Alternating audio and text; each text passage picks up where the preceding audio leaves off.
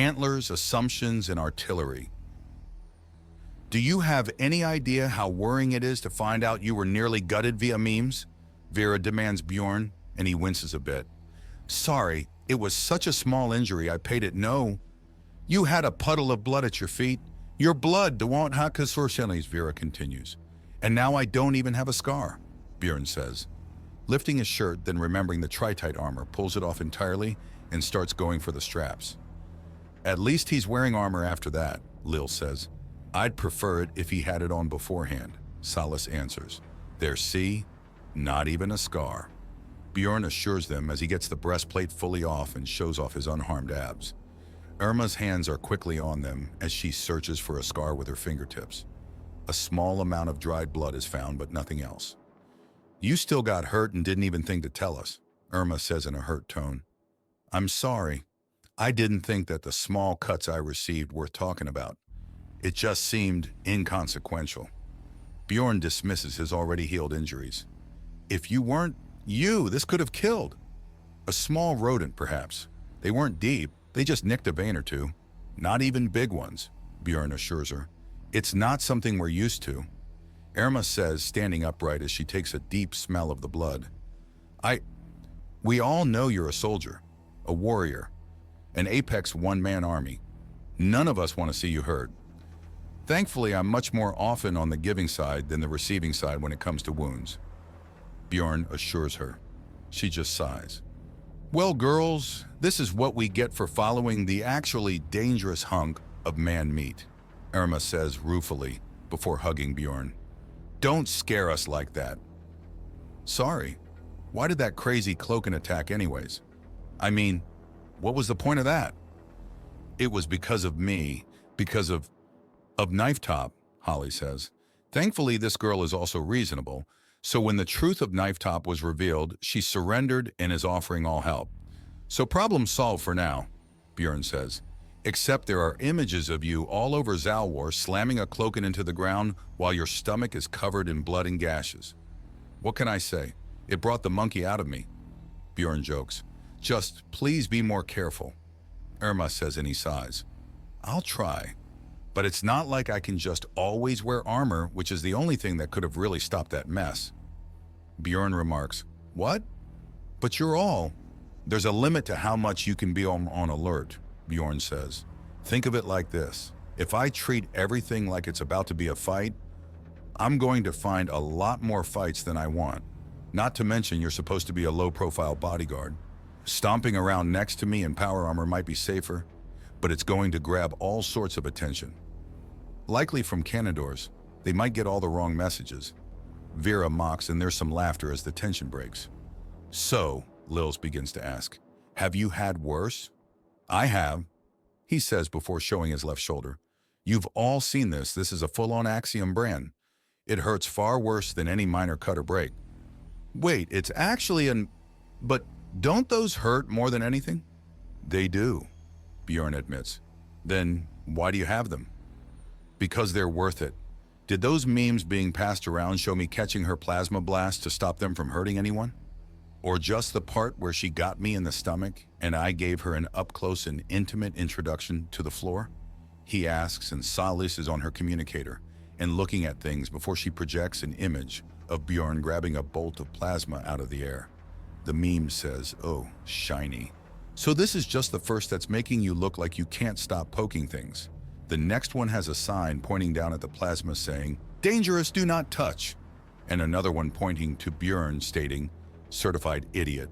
Harsh, Bjorn notes in an amused tone. That's it? Harsh? Solace asks. Oh, right, excuse me. Ahem, Bjorn says, coughing into his fist. Oh, my feelings. My poor abused feelings.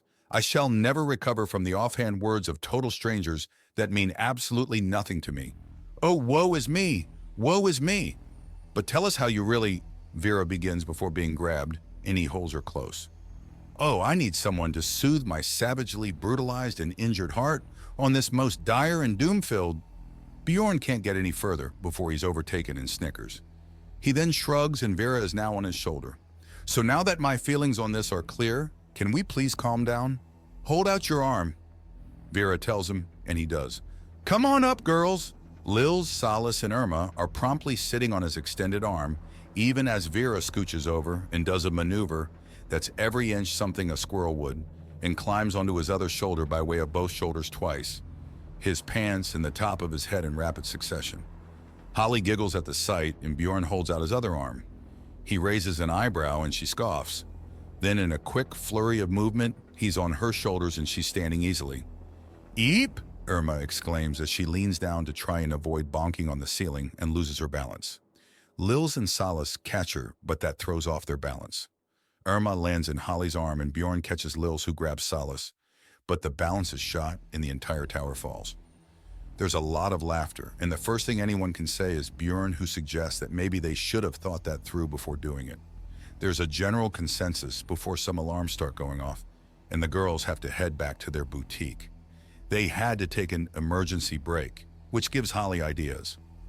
"Oh, so you're back? Well, I must that. Aren't you the man that had his guts torn out?" The Canador woman waiting at the boutique asks, and Bjorn shrugs. "I don't think so. They seem to be in place. Unlike your shirt." "Wait, what does that little collar say? Husband?" The enormous cherry red and black alien asks, extending a claw to tilt the little plate on his choker up. Oh dear. You girls saw images of your husband with his stomach shredded? No wonder you left at a dead sprint. I'd have torn clean through the walls if it were mine. We have to pay for these walls, Irma says in a teasing tone, and their customer laughs in amusement. It appears that their little faux pas of abandoning her is well and truly forgiven. As they begin to work over the customer, she starts to actually talk to Bjorn and Holly. "So why bulk up like that? You must know that using Axiom is a better option. Not to mention feeding them must increase your caloric needs like mad. I'm undaunted. I was already eating triple to quintuple portions with every meal," Bjorn dismisses. "And you little Miss Muscly Fistwife?" the customer asks. "I didn't choose the flex life. It chose me," Holly says in a smug tone. There's further laughter even as the customer is brushed down gently by Salas, as Vera holds up a magazine with different styles for her to choose from. I think I've heard an excuse like that before, when my little sister ran off to be a crimson hewer. Really? How's that working out for her? She's properly blooded her armor and has been hired out to fight a war in a far-off sector, the Halvira Reach. There's a rebellion and the local government doesn't have all the muscle it needs. So crimson hewers are brought in to make up the difference. Oh yes, although I do miss her, even if she was getting a little too attached to that evil little sword of hers.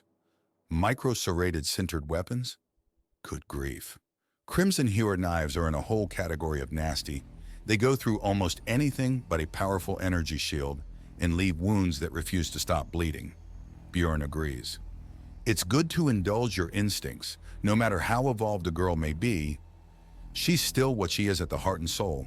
It's healthy to acknowledge it and not fight it. But surrendering to the bloodier parts is a bit, the customer says before Salis finds a lump in her muscle and massages it down so she can fully move. There is a moan of pleasure. We're almost done with the dry pampering, Miss Snarlmane. However, we will be kicking them out before the wet pampering. After all, we don't want your husband to grow jealous of another man eyeing you up while you're here. Oh, wouldn't that just be? Snarlmane outright purrs at the thought. Little big muscles there and my Tirakin going at it over me. Careful, madam, I'm in no mood to make someone a widow today, Bjorn remarks. Widow?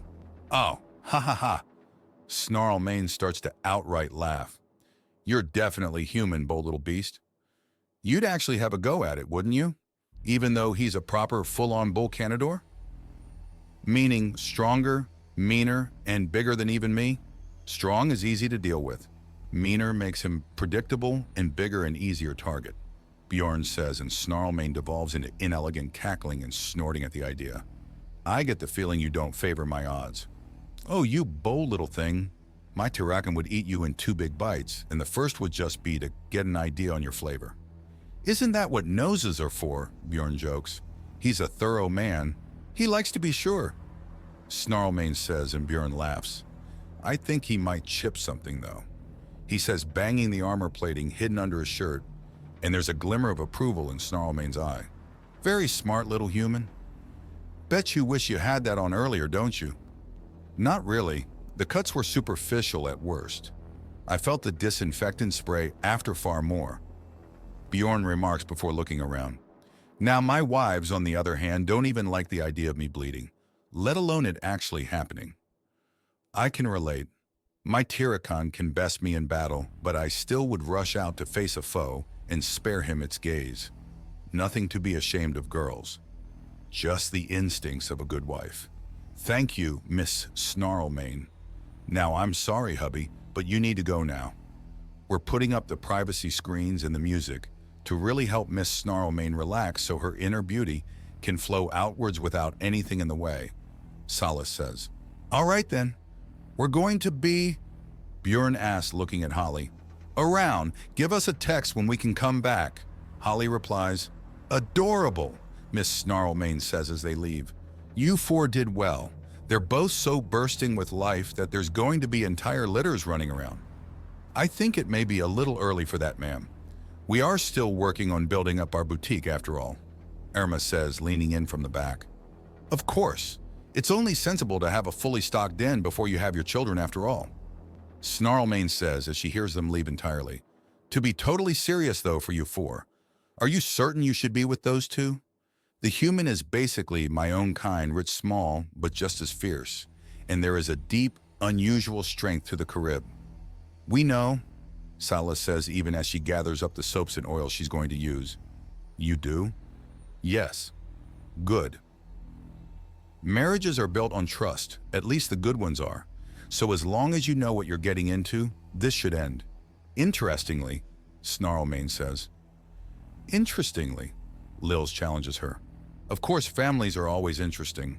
So many people coming together to make something of their own. So many hopes, dreams, aspirations, personalities, and talents. It can drive you to madness, it can drive you to inspiration, and it even drives some to violence. But few bonds are stronger or more sacred. On that we can agree. Now I'm going to start brushing some oils into your fur. These will sink in, and when we wash your lovely coat of fur and mane, it will leave behind a vibrant shine that we're going to struggle to find any cloth, silk, or fur to match it. I like the sound of that, Snarlmane purrs.